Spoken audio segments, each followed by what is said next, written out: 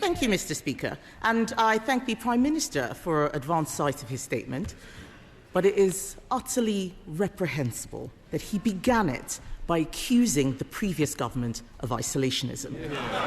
The same Conservative government, the Business Secretary is laughing, just that, we'll tell him, the same Conservative government that led the world in our response to the invasion of Ukraine, that signed a vital strategic alliance in AUKUS. The Business Secretary is asking how many FTAs. We signed Britain's biggest post-Brexit trade deal, the CPTPP, bringing us closer to the 11 Indo-Pacific nations, including Japan. He asks, I know about that deal because I signed it myself. And so I welcome the Prime Minister's efforts to collaborate more with our long-standing ally, Japan. But let's turn to China. Of course Britain should engage with China, even though the Chancellor wasn't allowed to go, even though they are an authoritarian state who seek to undermine our interests, even though they spy on us, sometimes within the walls of this building, even though they fund regimes around the world hostile to our country, they are a fact of life, a global power and an economic reality. So let me be clear.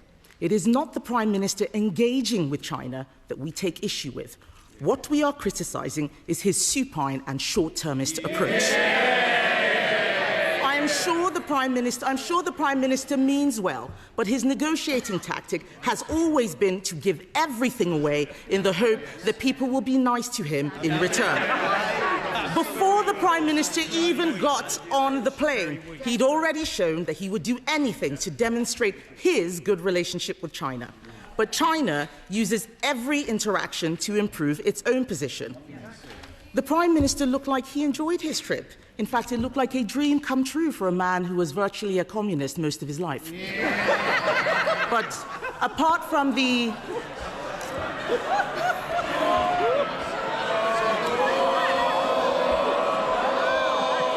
Mr. Speaker, apart from the Labubu doll in his suitcase, and I hope he's checked it for bugs, he has come back with next to nothing. We all want cheaper tariffs for Scottish whisky, but if the Prime Minister bothered to speak to the whisky industry like I did 2 weeks ago, he would know that what they really need is cheaper energy and lower taxes. What else did he get? Visa-free travel. China already offers this to other countries. It's not big enough for a prime ministerial visit. But the worst thing, Mr. Speaker, the worst thing was the Prime Minister claiming a glorious triumph with the lifting of sanctions on 4 Conservative MPs, as if he'd done us a favour. Let me tell him, those MPs were sanctioned because they stood up to China. They stood up against human rights abuses. They stood up against the country spying on our MPs in a way that he wouldn't dare. Those people don't want to go to China. The Chinese know that. They know that they are giving him something that costs absolutely nothing. Why can't the British Prime Minister see that? And I say to you, Mr. Speaker, and the whole House, like with the Chagos Islands, the Prime Minister has been played. China is about to build an enormous spy hub in the centre of London, a ransom he had to pay before he could even get on the plane. I would never allow Britain to be held over a barrel like that. Yet again, the Prime Minister has negotiated our country into a weaker position in the world. His entire economic policy is to tax business more, regulate them harder, and make energy so expensive that we deindustrialise. And then we can import Chinese wind turbines, Chinese solar panels, Chinese batteries for electric vehicles, all manufactured in a country that is building a coal-fired power station every other week. Did he speak to them about that? What did his trip achieve for Jimmy Lai? Nothing.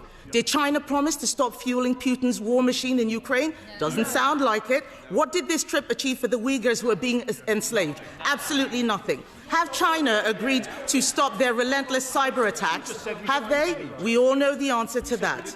The reality is that China showed its strength and Britain was pushed around, literally. It is no wonder, Mr. Speaker, that President Xi praised the Labour Party because the Conservatives stood up for Britain. We don't get pushed around. Britain is a great trading nation. Of course we should engage with other countries, even hostile ones. Order. Mr. Kyle, you said to me when you go into China how well you will behave, how you will all be a big Thank you. You're not showing it today. Kemi Badenoch. Mr. Speaker, I'm not worried about the business secretary. The entire business community thinks he's a joke and doesn't know what he's talking about. So, as I was saying, of course we should engage with other countries, even hostile ones, but we need to do so with our eyes open and from a position of strength. And that requires a Prime Minister and a government that puts our national interest first.